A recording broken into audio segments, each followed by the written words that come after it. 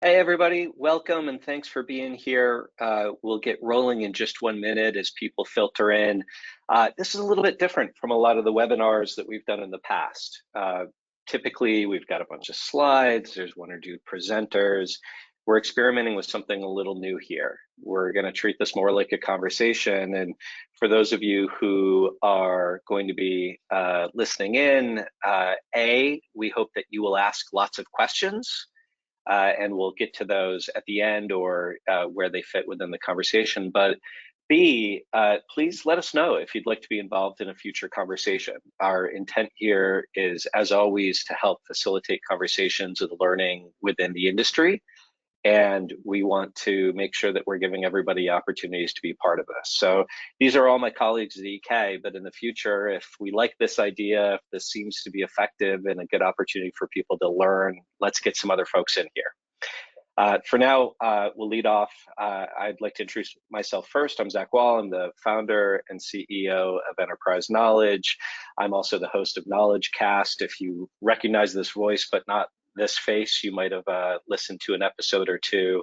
And I've also written a book named Making Knowledge Management Clickable. And I'd like for my colleagues to introduce themselves as well, and then we'll jump right into things. Madeline, you want to go first, please? Sure. Thanks, Zach. My name is Madeline Powell. I'm a knowledge management consultant and subject matter expert here at EK. I've been working at EK for about 3 years now. I think I've gotten the chance to work with close to 20 organizations. My specialty is primarily strategy, assessment, and road mapping, and a lot of different knowledge capture and transfer pilots along the way, also supplemented with some of our more advanced semantic services and kind of how that can serve as the underpinning of some of these efforts we're embarking on. Awesome. Guy? Hello, everybody. My name is Guillermo Gandames. I'm a principal consultant, also in EK's strategy consulting practice. I've been with EK for 6 years now, coming up on 7. And similar to Madeline, I've had a chance to, and the privilege to work with a lot of clients in a lot of different industries, often designing strategies for the knowledge management programs, doing an assessment of their knowledge management maturity and helping them find a path forward. I've spoken at a lot of different events before, KM World, KM Midwest. I'll be speaking at LavaCon in a couple of weeks and at KM World again in November. But this is the first time that I'm speaking at one of the EK's events. So I'm really excited for the conversation today. Hopefully this will be the first of many. I feel so badly about that, Guy. You're one of our most tenured team members and you've never spoken at an EK event. I apparently am terrible at my job. I will hold it against you. All right. Yeah. Like I said, this is the first of many. Excellent. Nina. Yeah, hi everyone. Nina Spelker, very similar to Madeline's background there. About 3 years at EK, KM strategy consultant, working in a lot of strategy engagements, but also on some of those smaller things where I focus on the bridge between KM and AI solutions. So how does KM actually provide that framework for some of those more advanced things that we can help our clients achieve and get to? So this is right in my wheelhouse, and I'm really excited to be able to share some examples today and kind of talk through with some of my colleagues who I've worked on projects with, every single one of them, and kind of talk through how we approach it. Awesome. And Jess. Yeah, hi everyone. I'm Jess May. I am a knowledge management consultant here at EK, just like everyone else on this call. Also working in the strategy realm, master's degree in KM, and lots of certifications. So this is definitely my favorite thing to talk about. So I'm so happy to be here. Awesome. So we'll get right into it. It's interesting because I think a lot of people know enterprise knowledge more for the technology side of KM, but where this topic began was at this really interesting inflection point of some of the more traditional, some of the softer elements of KM and knowledge transfer and knowledge capture, and then how they can potentially be impacted or how they can fuel the AI revolution, as it's being called. As we get into this, where I'd love to start is with a little bit of a definition. Knowledge transfer and knowledge capture, I think, are two different terms and two different areas of specialization that are often conflated. Guy, can you help us separate them, define both, if you will? Yeah, sure. Let me begin by acknowledging that knowledge is the lifeblood of modern organizations, right? This is what enables them to do their work, to perform better, gives them a competitive advantage over other organizations in their markets. So when we're talking about knowledge capture, right, we're really referring to two things, right? Where the first one is trying to harvest or collect the knowledge that is held individually by people in the organization, right?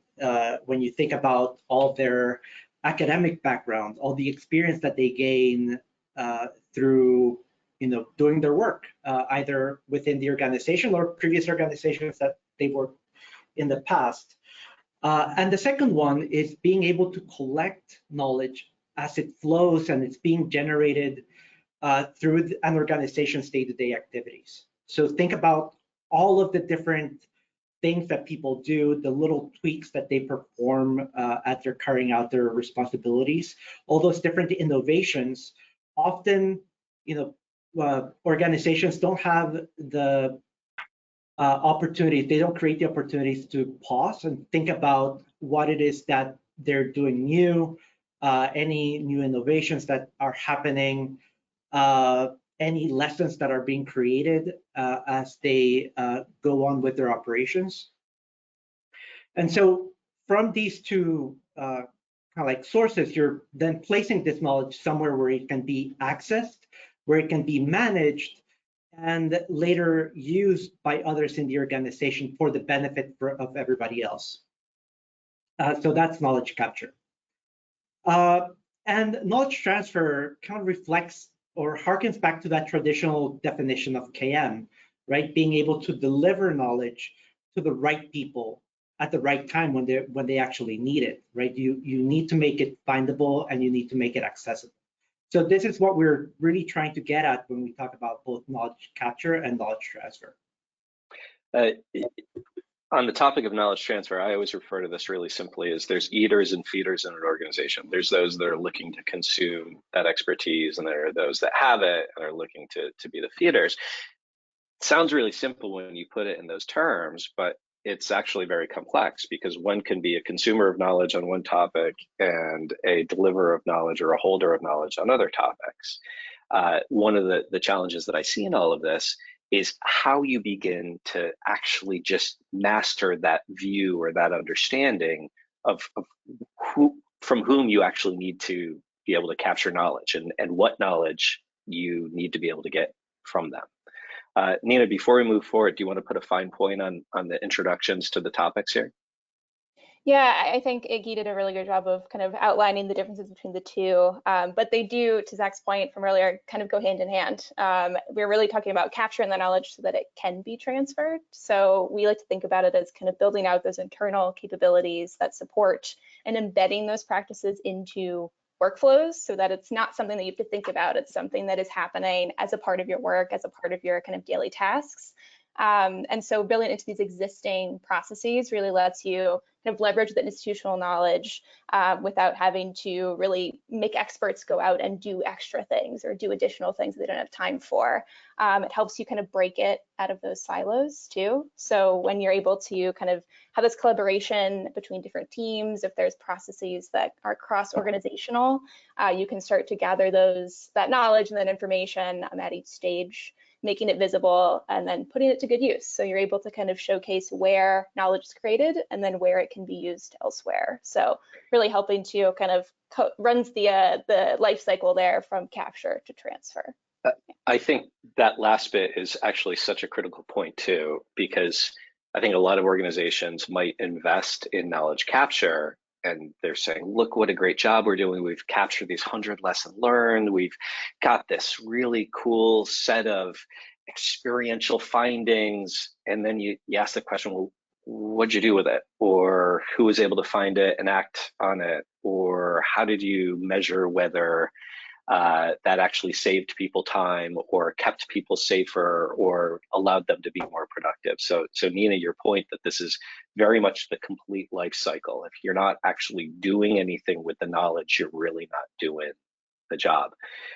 Now, this can all look like a million different things to different organizations. And we always talk about this in terms of there can be one-to-one knowledge sharing, there can be one-to-many, there can be many-to-many. It can take on a very analog form or a very digital form. Let's paint the picture a little bit. Jess, tell me a story. Sure. So we have an existing client where we're doing just this. We're trying to orchestrate ways for them to be able to capture the knowledge of all of the experts that they have working in their organization. It's a manufacturing company.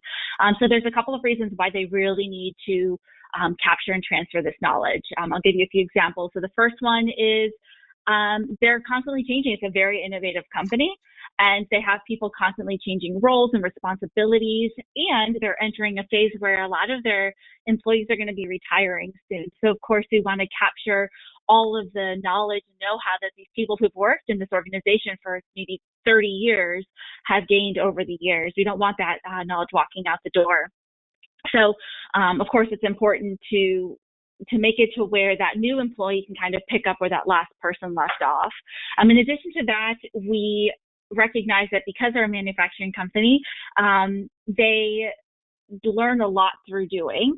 And not as much through necessarily training. It's more of like, we need to do the work to fully understand it. But they have competitors where their time to competency for some of these new employees is significantly or drastically less than the organization that we're working with now. So we're working to, again, implement processes where these experts are able to document their knowledge in a way that's easily understandable in a variety of different ways, right? So being able to understand that people learn and understand in different ways.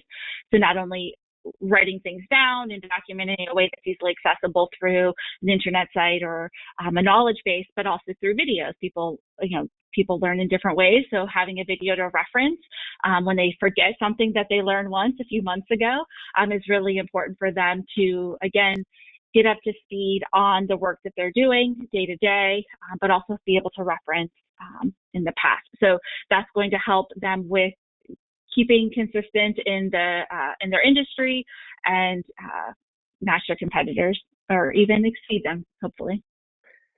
This, like everything KM, there's got to be that so what to it. And I want to put a fine point on the so what for this. It's that if rather than taking 2 years to get somebody upskilled and fully performative, we can get them there in 1.5 years. Or if we can keep them from having to recreate the wheel and recreate a learning, we're saving a massive amount of time. That adds competitive advantage. It potentially creates a model where they're able to deliver their products with less cost or with greater quality. So that's so what? I always say, what can KM do? KM can save lives. KM can save a ton of money. KM can save the earth, depending on the right use case. I think it's so critical to see that these really traditional KM concepts can actually be massive time savers or massive productivity builders for an organization. Madeline, do you have another one for us? Another story? I do have another story. And this one kind of reminds me of Nina and Zach, the point that you all were hitting on earlier, like ensuring whatever method you're putting in place is kind of completing that circle from capture to transfer and then identifying gaps for more knowledge that needs to be captured. So this was, I guess, 1 year ago now. We worked with a small but mighty construction company. And their use case for knowledge capture and transfer was kind of twofold. So they were really looking to one, scale their business. There were a lot of new opportunities in the field, a lot of new technologies and kind of capabilities that they felt were kind of upcoming for them. And they also felt like they might have had a lack of available talent or skill sets or personnel to kind of lead those efforts. So they wanted to start developing that themselves and also identifying maybe training gaps that needed to be filled. On the flip side, they also wanted, obviously, to focus on accelerating project delivery times. So pretty simple here. We ended up piloting a few communities of practice. So holding a few sessions, primarily focused on employees that were involved in the project startup process. So kind of picking one aspect of that project delivery lifecycle, focusing on the experts there, and really starting to think about how these experts not only could host communities where newer employees or more junior employees could learn from them, but also have a time and place to collaborate and think about how they could start better capturing and managing their knowledge.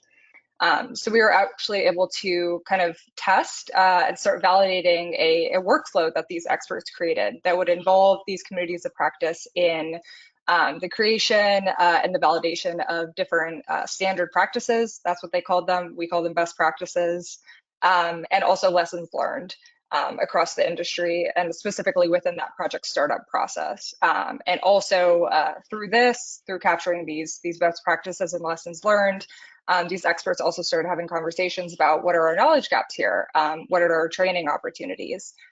So really, I think we held about 4 or 5 sessions of this type of community of practice. And at the end, we were able to walk away with a framework. These experts felt confident kind of continuing to lead these sessions, continuing to scale to other aspects of the organization, and especially that project delivery lifecycle. But we had also worked together to define success criteria. So actually measuring how do we know we've been successful and effective when we've held a certain number of these sessions, when we have a certain number of attendees, when we've set up a number of informal mentorship opportunities between these experts and newer employees. So as far as I know, these COPs are still going on. I'd love to check back in with this organization and kind of see where they've gone with it. But yeah, I was really excited to be involved in that. Oh, Madeline, given that we're still working with the organization, that would probably not be too hard to do. We should probably check up on that. Notable here, right? So in both these examples, there is a little bit of technology happening, community practice, this and that, but they're largely human-driven efforts. And again, a lot of knowledge capture and transfer activities can be. And then AI happens, this big ambiguous A and I that means a million different things to different people.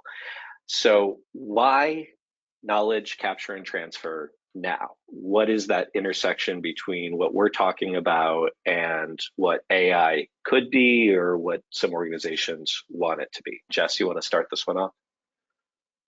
Yeah, for sure. So, I mean, we all hear about AI all the time, large language models and all that's coming of that. And of course, organizations are interested because they hear that it can be more efficient, it can take time off people's hands. They're looking to gain the competitive advantages and being able to leverage these amazing new technologies.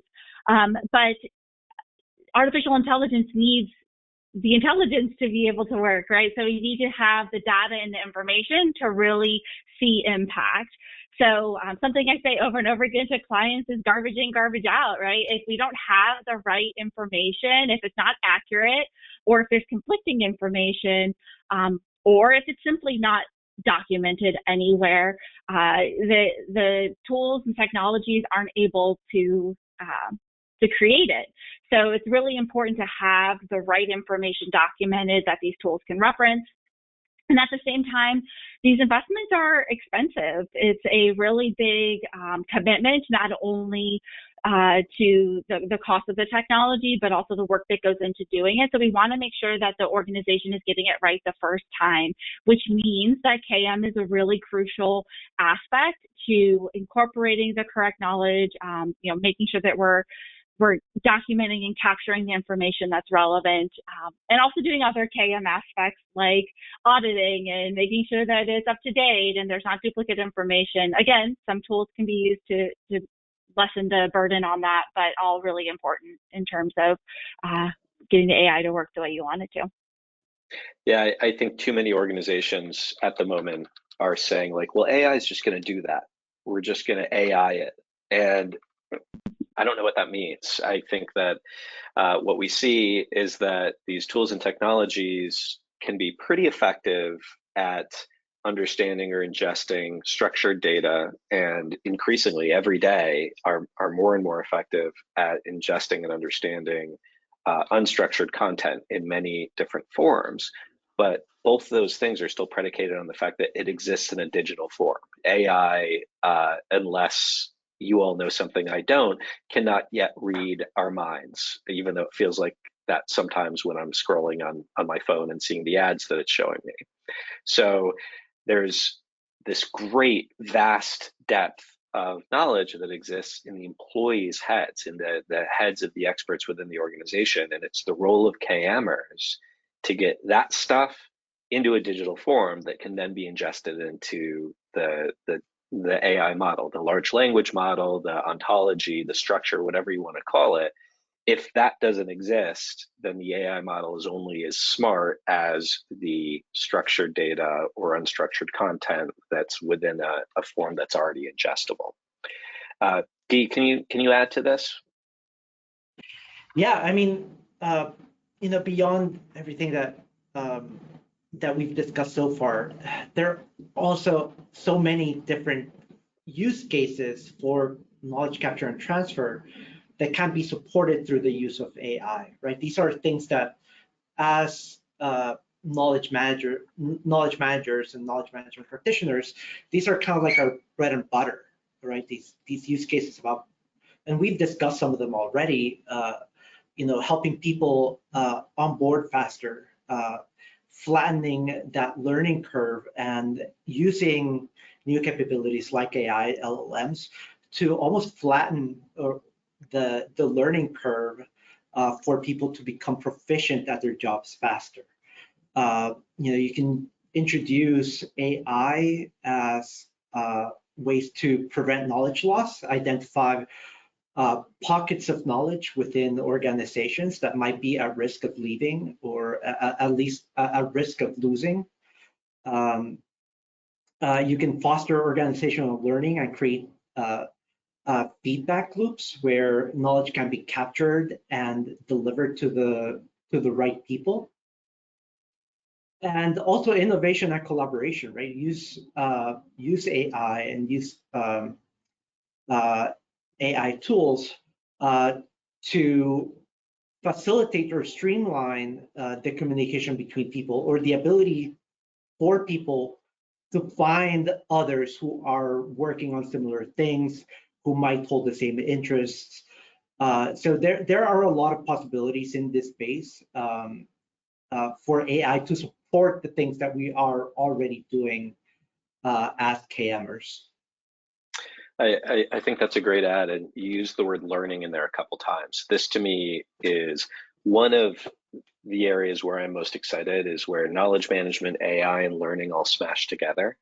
The idea that if you sit somebody down and make them be in a class, they're going to retain maybe 10 to 20% of what they have been taught. If you give them the opportunity to experience it or get that knowledge at the point of need, that skyrockets up to like 80%.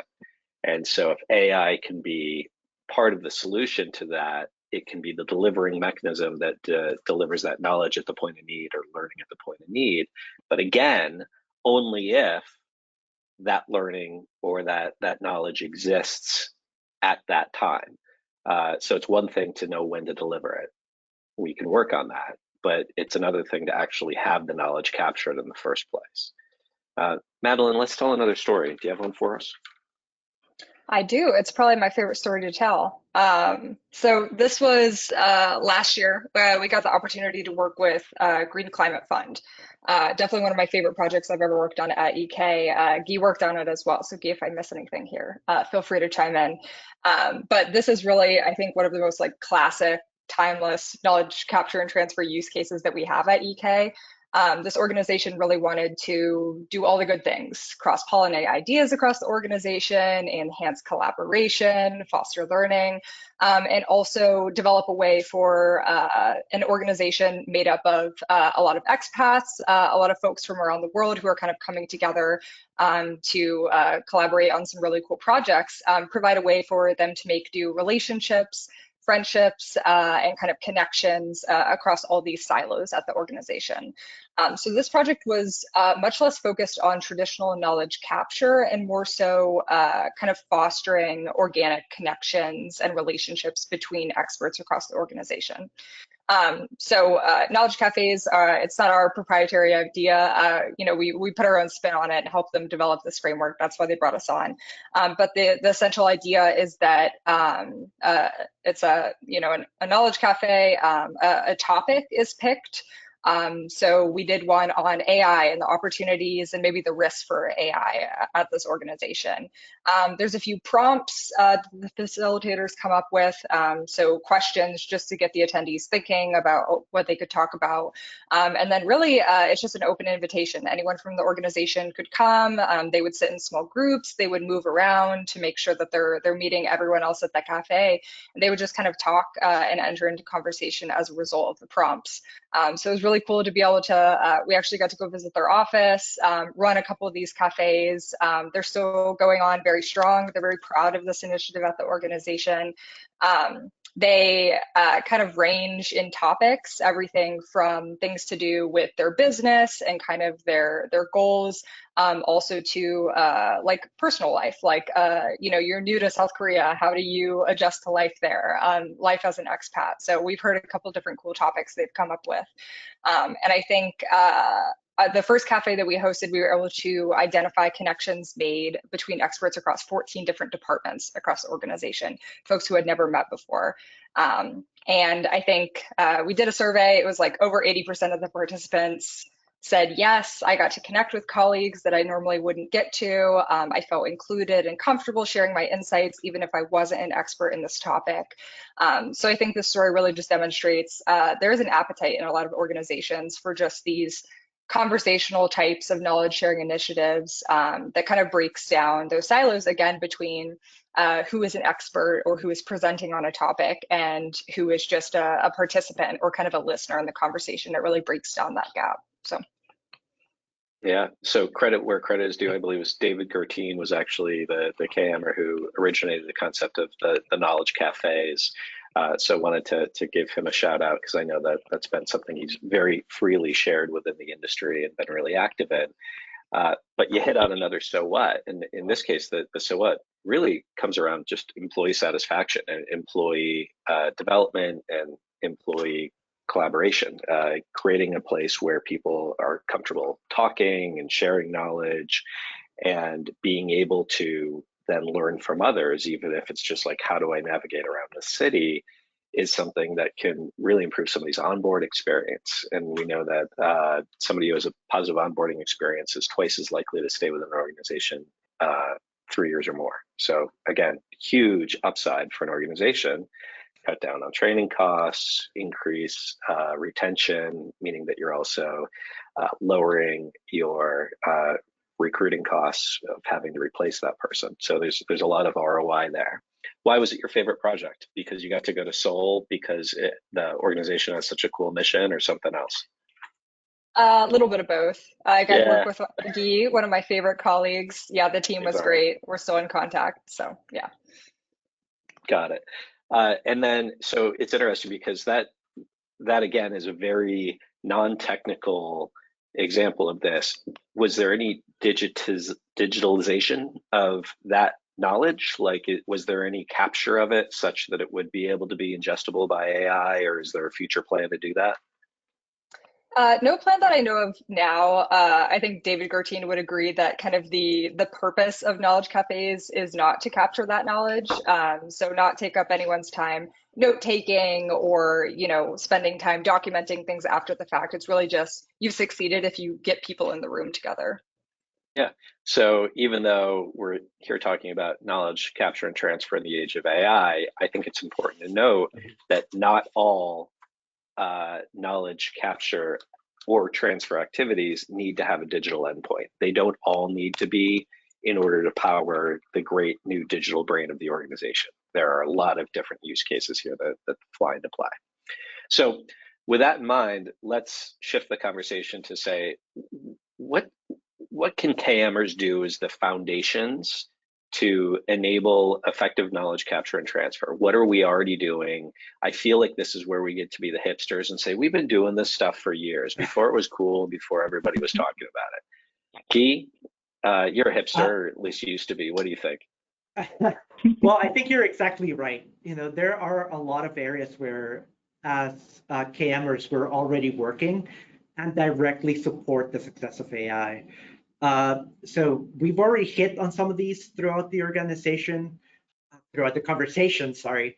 But developing and being able to apply taxonomies to content, right? Creating this unifying layer where information can be connected to each other, making sure that things are adequately tagged, right? Designing ontologies and knowledge graphs to interconnect key concepts and key, like key data points and business entities throughout the organization, making sure that the content or the information within the organization has a uniform structure. So when you're referring to, our report, a presentation, a policy,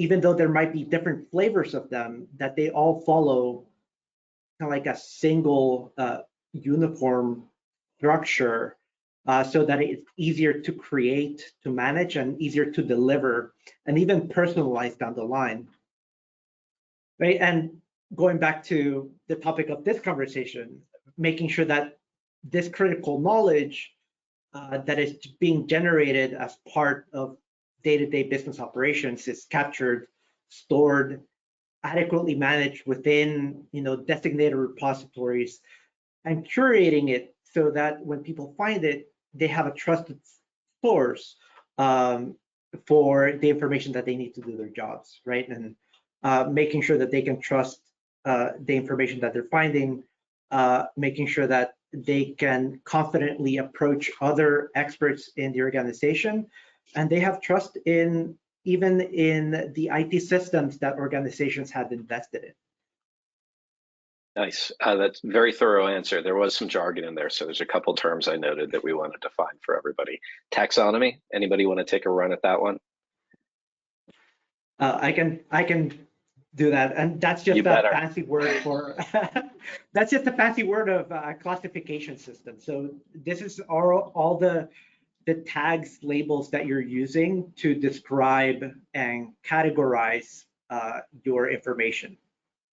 Yeah, so it exists in hierarchies typically, and it can provide meaning, consistent meaning for words. Like for one of our organizations, we spent nearly a year just agreeing on what the definition of a product was. So that's a huge piece of this. If an AI engine doesn't understand the meaning of what you're asking for, it's gonna give you all sorts of junk. But the fact that it's in hierarchy also means that by creating a category for it, you're not asking it to understand the complete vocabulary of the organization. You're giving it a more limited set of vocabulary or more limited set of effectively comprehension that it needs to work with. Joe, our colleague, always talks in terms of eagles, and whether an eagle is the Boston College mascot or the mascot of that terrible team in Philadelphia or the national bird of the United States, you can basically add context that says if you're already talking about nature or a park, you're likely talking about the bird that flies around. If you're talking about cheesesteaks, you're likely talking about the Philadelphia Eagles. So that was taxonomy. How about ontology? Anybody want to take a run at that one? Sure. It is a set of concepts in a specific business area or domain, and it's a way to demonstrate the properties of those concepts and relationships between them. Yeah. So Zach works at Enterprise Knowledge. Enterprise Knowledge is expert in taxonomy design. So they can make an inference. You're effectively allowing the computer some ability to make some judgments, to make some inferences, to traverse some logic to get from point A to point B to point C. And that's a really cool way of beginning to connect different piece of expertise, different learnings, different piece of information, or even more so, helping somebody make leaps and jumps from different types of content. You go and you find a class, you sign up for the class, but you don't want to wait because it's 2 weeks from now. So then you get to find this cool little article that somebody wrote, and you say, oh, I wish I could talk with the person who wrote that article. Here they are. You see that they're a member of community practice. So you go join that community practice. It's effectively hopscotching through all of the knowledge assets of an organization through those relationships. And then I was going to say, I like that you said leaps and jumps. When I first learned about taxonomy and ontology, I separated them in my head by Freud, Sigmund Freud, parent-child relationships, and frog, leapfrogging between different lily pads on a pond. That's a pretty solid mnemonic. I like it. We won't. So, what would a Freudian slip be in this particular context? We'll have to work this out. So knowledge graphs, anybody want to close that one out? And then those were the jargony terms I heard. Nina? Yeah, I mean, knowledge graphs, the way that we talk about them within EK is that they're essentially an ontology, so that like model of what things are related to what, but with the data inside of it. So you can actually work within your organization's data and kind of start to really see what those connections are, maybe find some you had never noticed before. There you go. And when Nina says data, she means stuff. Like I like to get very non-technical about this. I think too many organizations are limiting things down to just thinking in terms of structured data, when in fact the most mature organizations, our clients for instance, are the ones that are considering everything as a knowledge asset. So best thing y'all can do is think in terms of stuff and things. We are trying to connect people to the stuff and things they need to learn, to do their job, to be happy, to be performative and efficacious in all the right ways. Okay, so with all that said, let's talk a little bit about how we can further support the future of an organization's AI journey, leveraging some knowledge management practices. Jess, you want to chime in on this? Yeah, so there's this really great book by some amazing authors where they talk about how to make knowledge management clickable. And we talk about all of the different... You didn't plan this. Yes. But they talk about all the, we talk about all the things that are not just technology. Technology is, of course, a very important part of making AI work, right? But it brings in all the other things of the people, process, content, and culture as well. So as KMers, we're really positioned in a way to kind of connect all of those dots. We are typically kind of the centerpiece of an organization where we have different connections with different parts of the organization. We know where the knowledge champions are, right? People who have different expertise. It's a way of bringing IT together with these different groups to understand what the needs are. It's having that culture of knowledge sharing and encouraging that, right? So it's really important for people within the organization to feel comfortable sharing their knowledge. They don't feel like their job is at risk when they're sharing the knowledge, right? They are able to have conversations and collaborate and go to knowledge cafes and knowledge shares and really work together. And then, of course, that information is then documented and shared in content. So having a solid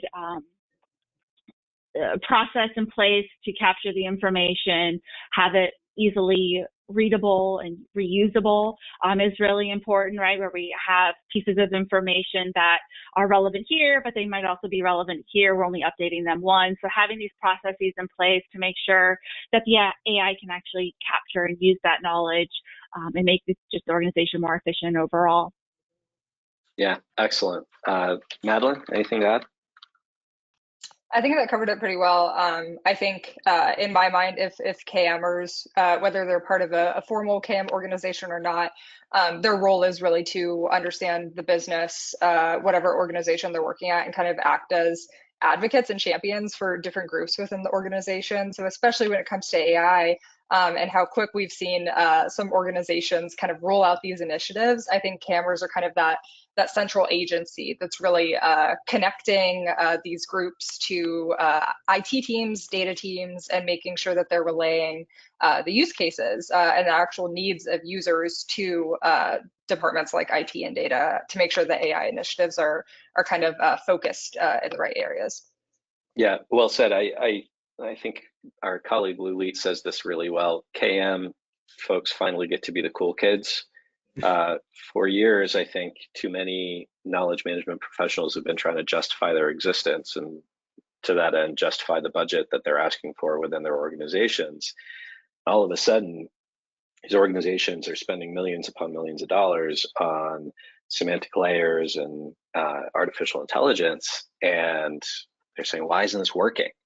And the KMer gets to show up and say, because you didn't listen to me for the last 20 years, let me help you and figure out which elements of the structure, the content, or the model, or the this or that aren't right in order to get this thing from what was a good demo but isn't working well in practice, is hallucinating, is causing errors, and really serve the end users. And so it's a really fun time to be in our field and to be doing this in particular. Now, that said, we just talked about all the things that knowledge management professionals have been doing that can support an AI initiative.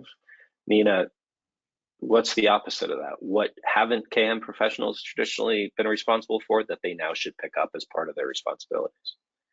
Good question. I mean, I think you hit on a few of those there with the communication and upskilling piece. I think that's something that's been maybe a part of some KM initiatives more recently and kind of the technical side, but really focusing on like taking a step back and focusing on how you're going to communicate to your users what these AI solutions are and how to support them. So it's not just what this is, but so they understand that why they need to actually do all of these things to surround it. So if they need to be able to create content that goes into AI or that can be ingested into AI and actually produce good results and that good intelligence, they need to know why they're doing it so they feel empowered to do so. So really focusing as experts in the knowledge management space on helping them to do that and to really build up the AI literacy within organizations. Well said. Guy, anything to add to that? Yeah, and I will fall back on one of my favorite topics within KM, governance. I know that's not everybody's favorite word. Always a page turner. It's a hot one. Yeah, so The attendees drop off the webinar here. Really exciting stuff. But I feel like often, governance is not like the sexy thing to talk about, especially when it's overshadowed by shiny new technologies, right? And I feel like organizations run the risk of sleepwalking into particular initiatives or letting themselves be dragged by the current of whatever is being hyped right now. So I won't go as far as saying that KM needs to own AI deployments, but KM should definitely be able to influence and advise on the rollouts of AI within an organization. So being able to facilitate conversations around, well, who's making decisions about this? And to Nina's point, or to Madeline's point earlier, right, being able to advocate for users, but also asking the so what's the business value of what we're trying to do? Right? We're not trying to introduce AI for the sake of doing AI or because everybody else is doing AI. Is really asking very deliberately, what does AI mean for our business, for our people, and for our processes?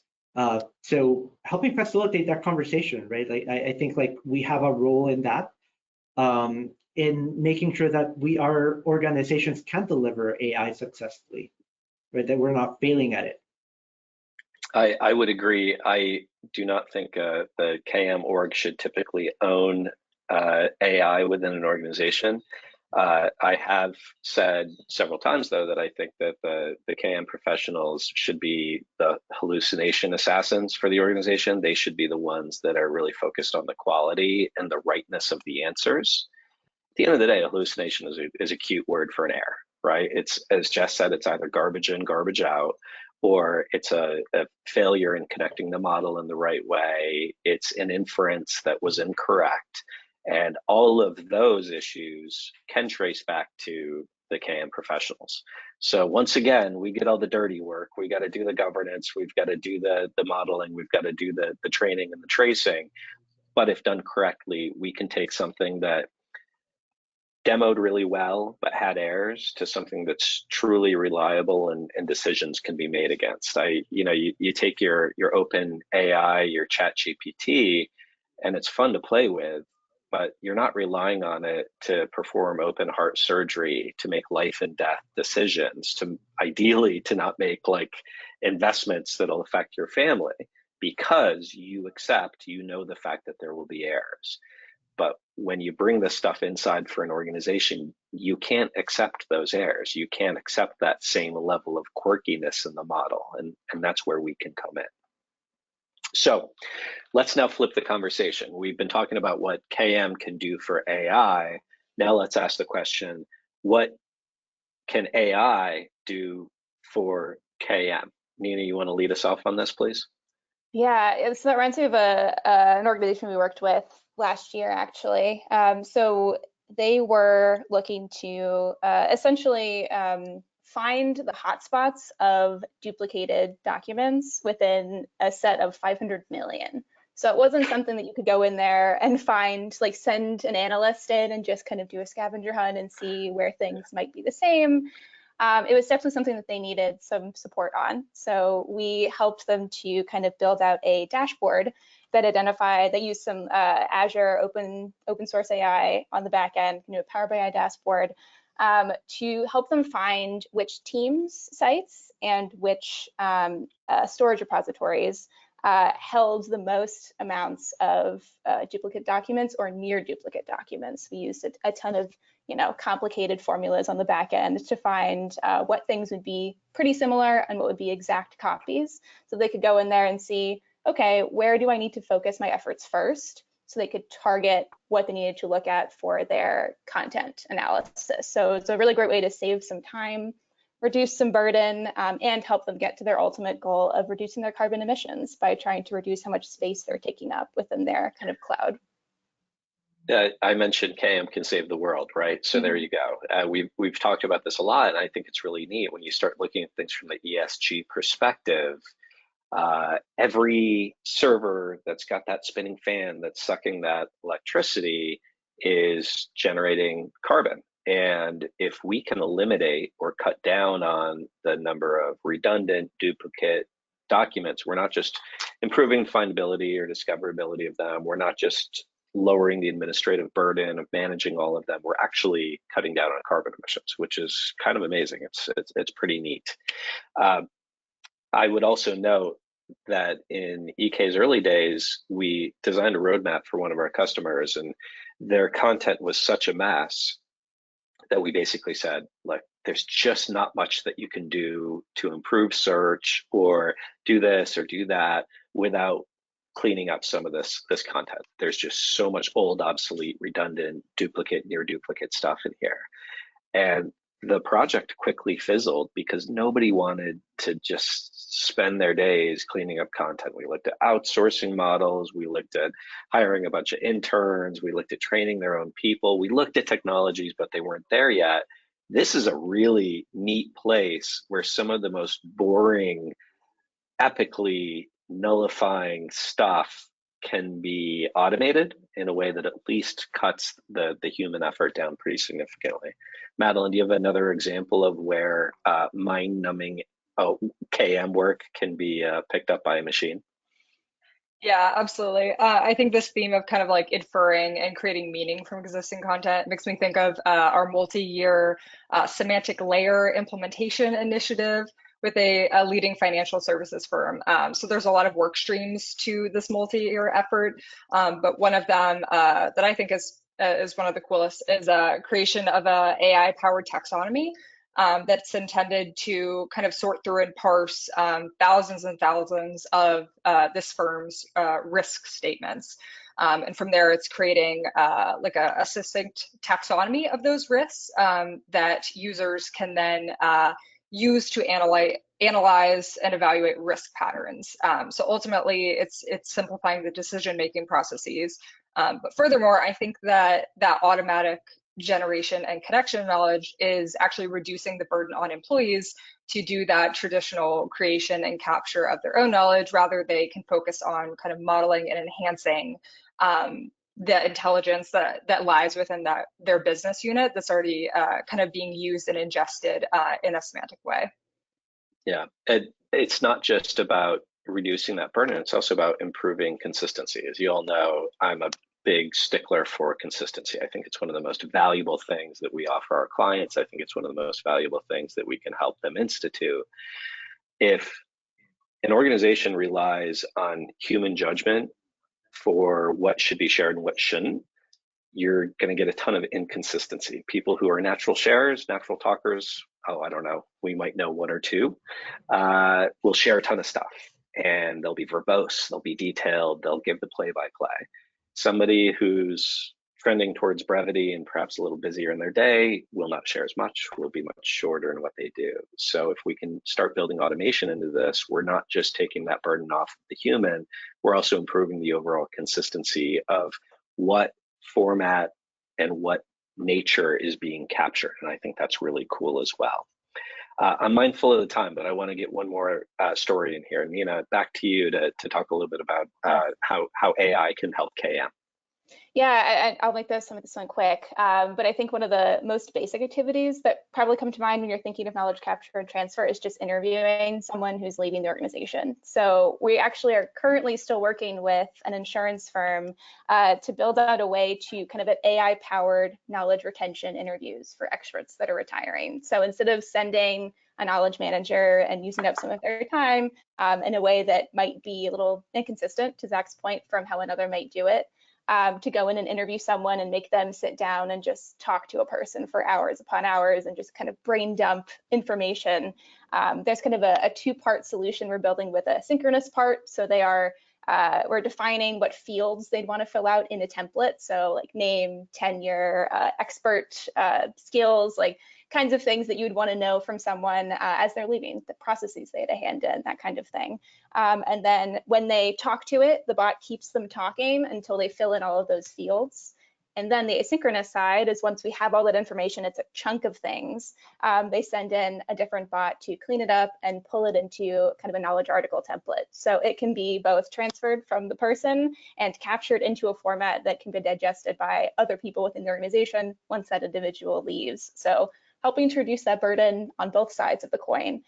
So it'll be a really cool one once it's completed. Yeah, I mean, and again, particularly cool because I think the concept of expert learning systems have been around for like 50 years. But the idea that they're now at a stage of maturity where they actually work in practice, in production is really exciting, and it's pretty indicative of where we are with the industry as a whole. So that's how we improve some of the foundational elements, some of the really boring stuff. Let's talk about how we can better deliver knowledge. As I said early on, and several of you have shared stories that back it up, there's no sense in capturing it if nobody's doing anything with it or if nobody's aware of it. So Guy, why don't we come back to you one more time for a story of how AI can better help to deliver knowledge. All right. Yeah, the story that comes to mind is actually I think it was one of EK's earliest forays into AI. And, we are based out of Washington, D.C. There are a lot of international organizations here, and this project was one of them. And when you look at international organizations, they have such an expanded network and body of work, right? They have been doing projects throughout the world for decades, right? So they have a massive amount of content that they can rely on, but people don't know about it, right?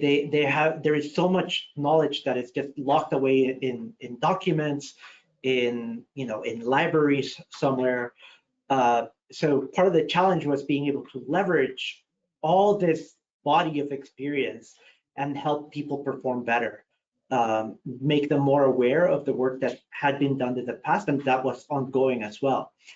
So what we did was we almost developed a recommender system or agent that automatically briefed participants before joining a meeting. So we were able to deliver kind of like personalized briefing for meeting attendees. So whenever they had a meeting with somebody important, with stakeholders, delegates from other countries, they could walk into the room well prepared, well read, and with almost a 360-degree view of the history of the relationship of this international organization with their counterparts. So I think that was a really powerful way of making sure that people were performing at their best and being able to deliver all of this knowledge when, at the moment, precisely when it was needed. Awesome, great story, and I recognize the fact that we've just got a couple minutes left, so I want to get to at least one of the questions from the audience. We talked a lot about what AI can do with expert knowledge once it's been captured, but the question is, why don't people share their knowledge in the first place? What are the impediments to knowledge sharing? Does anybody want to begin answering that? We can kind of go around as a bit of a closeout. Jess, you want to start us off? Yeah, sure. So I touched on it briefly earlier, but in some cultures and some organizations, there is that knowledge is power type of mentality. So in times when I've seen organizations or people specifically not wanting to share their knowledge, is the fact that it's the reason that they have a job, right? People come to them, they rely on them. So that's one reason that they might be unsure of wanting to share. Another reason could be the fact that maybe they're not confident in their answers. Maybe they're not sure of what they have to say is being true. So the consequences that may come from that could be another reason that they might not be willing to share the knowledge that they have. Yeah, totally agree. Anybody have anything to add as we say goodbye to our guests? Yeah, I also think that one of the reasons why they might not share is because the organization unintentionally makes it too hard for them. So there may be like older legacy systems, or there would be a couple different places it could exist and they just don't know where. So they're kind of stymied by decision paralysis. Or it could just be really difficult to either find the right time or schedule something, or to even just write it all down and upload it somewhere. So there's just too many steps to actually get to that knowledge sharing piece. So just time. Yeah, time and ease, right? I worked with one organization years ago. They had a 7-step review process before a piece of knowledge could go from being created to being shared. And everybody was like, I'm just going to call somebody, or I'm just going to send them an email. There's no way I'm actually going to do that. Madeline, it looks like you're being raptured at this point. You've got a great lens flare on you. So we'll thank Mr. Abrams for that. And with that, I want to thank all of my colleagues for the fun conversation, as well as all of our guests for listening in. We'll do more of these, like I said. So for anybody who was in attendance or picks us up on YouTube as a recording, let us know. Hit us up at info@enterprise-knowledge.com and let us know that you might like to be a guest on a future conversation we have along the same topics. Thanks all. Have a great day. Thanks, everyone. Thank you. Thank you, everyone.